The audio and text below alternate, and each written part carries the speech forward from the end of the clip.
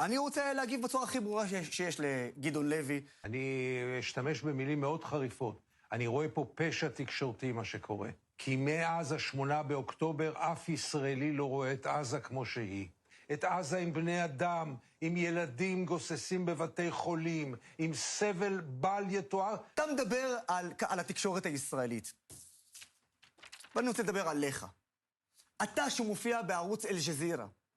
אתה שמופיע בערוץ שהוא למעשה הזרוע התקשורתית של חמאס, ארגון הטרור. אתה זה שבאחד הרעיונות שלך לפני 5 ימים, אמרת שאתה מתבייש להיות ישראלי. אנשים כמוהו הם אלה שגורמים גם לאנטי-ישראלים ולאנטישמיות העולם. בגלל רעיונות שלו באל-ג'זירה באנגלית. חלק גדול מהאנטישמים משתמשים בגדעון לוי כדי שבעצם להצדיק את ההתקפה על ישראל. ורגע, יש דבר אחד שאני מסכים עם גדעון לוי. צריך באמת להביא תמונות מרפיח. ואת התמונות שצריך להביא מרפיח, את זה.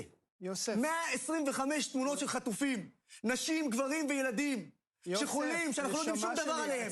את זה אתה צריך להביא, גדעון לוי. תן לי. אותם, לא מחבלים ארורים. תן רק להגיד לו. אז גדעון לוי, אני מרשה לעצמי לדבר בשם רוב מוחלט של החברה הישראלית.